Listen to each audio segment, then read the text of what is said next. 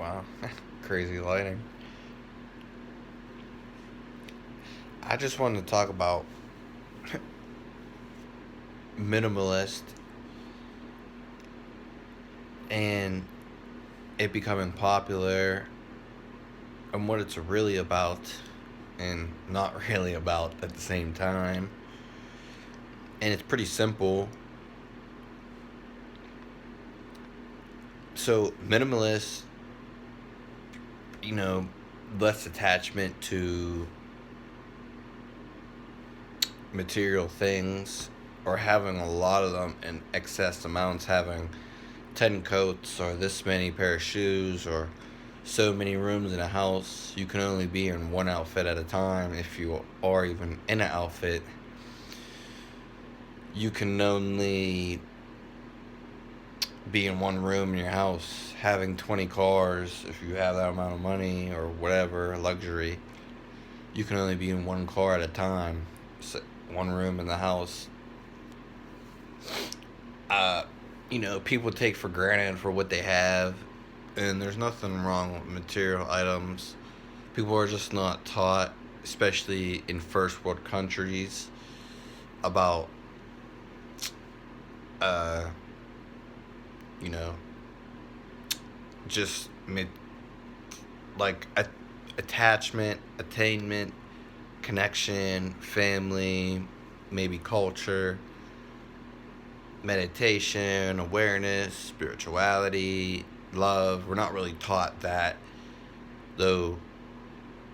It is a lesson to learn, and yeah, it definitely can be taught. But what we go through, it's kind of we learn in a different way necessarily. But minimalist, everyone talks about it, and it's on the rise. But I'll just sum up something here. Again, there's nothing new that's under the sun. People are only now. There's different dynamics to this. One, I'll just start out with probably maybe the most interesting.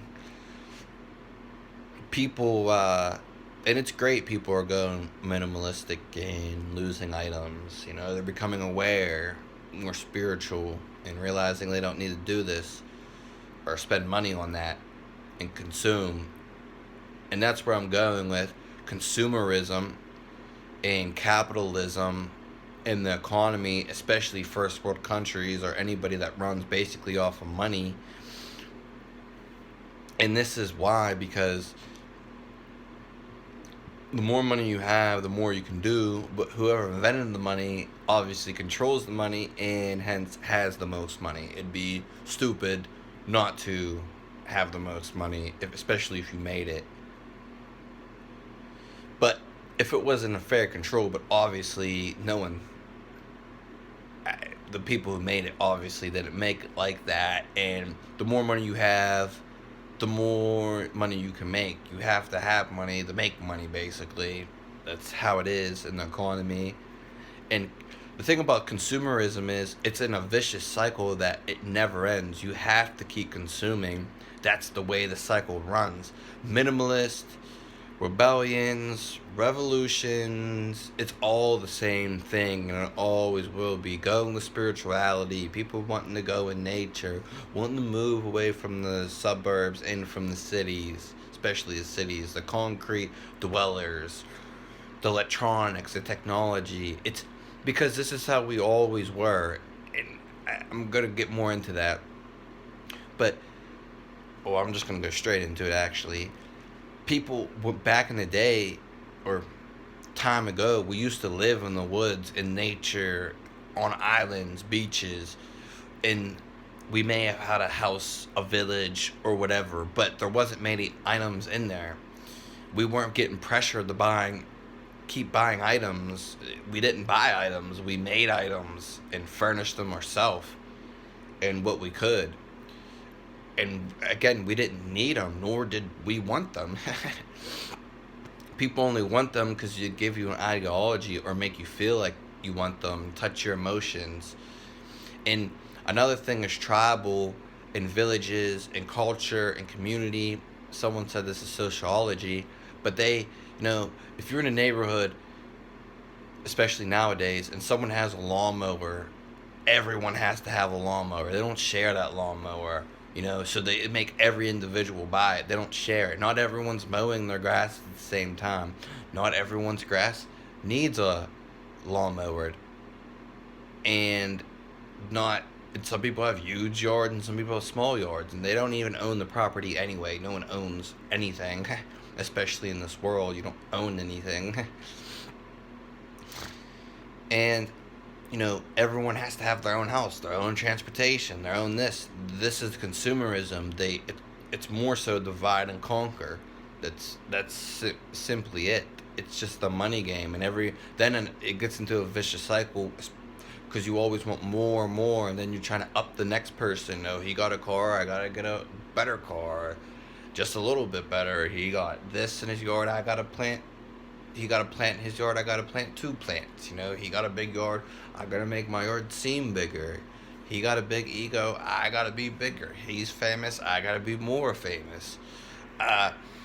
And this, back then when we lived in villages or just with tribes, we worked with what we had, but we didn't need more. We didn't need a surplus or excess, because that made us ultimately lazy, and we didn't necessarily want that.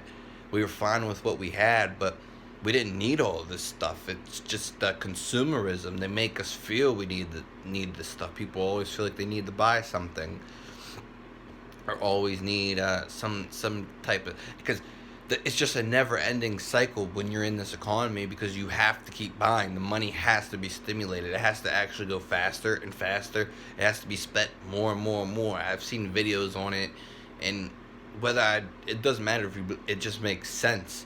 The money just has to keep circulating faster and faster and faster. That's why there's plaintiffs, and that's why there's, if that's the word, maybe just taxes. Yeah, I don't know if plaintiff was the word, but and just raising not inflammation, but inflation of the dollar. They control the prices for anyway, and they make us depend on their resources, on their money, and definitely their energy. The tribes and people who lived in small communities or out in nature, they shared everything. There wasn't a shovel for everybody, unless there was a need to. There was a shovel they shared. There was a cow they shared. There was meat they shared. There was housing they shared. Environments, community, friendship, and family. Everyone's desolated and wants to be lonely or feels depressed. And there's plenty of factors, but one of them is because there's no communion, there's no communal, there's no friendship that's real, family, sense of being, and that's because it was taken away from us, basically. We are put into a system. We are in a system. It is a system, and I don't think it benefits us. I mean, I could, not be negative or pessimistic about anything, but I don't think it benefits at all. I don't see the benefits. I don't. It's more of a thing that needs to be a revolution, a rebellious type. And that's pretty much what art is in some format. And so we're going to dumb that down and come back to minimalist. People don't want to have a lot of things. People don't want to have things or excessive, or they just have a lot of money to spend. And they got, if you're living in the woods, you're going to realize you don't need a lot of things. You just won't want it. You won't want to lug it around or carry it. It's not going to be with you all the time. You can't afford to have it with you, or it's just not necessary. You don't need it, and you're not going to want to. They trick us into this whole mentality of that we need it or whatever it is, and it's just stupid. It's a lot of it's consumerism, but no one wants a lot of stuff, and if they do, it's a trick. I mean, I'm not saying there's nothing wrong with it, having a lot of things, and there's nothing wrong with wanting it. Of course, there's always going to be people who want it, and human desires want more and more, but like there's some people who have no clue and just want more and more. I used to be a victim of that too, but I've learned so many things ultimately by doing nothing. And maybe research, but that didn't really affect anything. I mean, it did, but I learned more doing nothing at all. I literally learned the most by doing absolutely nothing. And it is real crazy too, counterintuitive, you could say. And that's why people are minimalist, because they don't want a lot of things, they don't need a lot of things, it's just pretty much as simple as that. I could talk about it for a longer time, but I don't even think there's need to. And then of course, people flashing things. I always wanted things too, like certain cars and stuff like that. But then as I even grew, but at the same time did nothing, I realized that. And then traumatic events that happened in my life, I realized all this is nonsense. It's just I don't want none of this. I never really did. And that's just me. Of course, everyone's going to feel a little different about different things. Yeah, and minimalism is on the rise, so I think that's a good thing, but it's always been here, just like rediscovering. But it's just our natural way of being. We are minimalist people. We don't need a lot, and we don't want a lot either. It's just plagiary. It's not a real desire. It is in a way, but it's fallacy. It's like a mirage. And we would never even want all this stuff if we weren't shown this stuff, especially through screens, the media, uh, just anything along those lines that we see through screens and media, magazines, and even maybe misconceptually hear about through books or whatever. But that's a little bit different. But they always propagandize all these things that we don't want or don't need, but they make us seem like it. But they're always attacking the youth and the young people. Of course, everyone's in the category, but young people are so innocent and so growing. But to see us all the time, Full House, Modern Family, how families are supposed to be or supposed to act like, and their huge houses, and how things are supposed to be going on. But no one wants to live a modern life. It's just not that simple. And everyone that tries to, it's not gonna happen. People that live in modestly, or people that,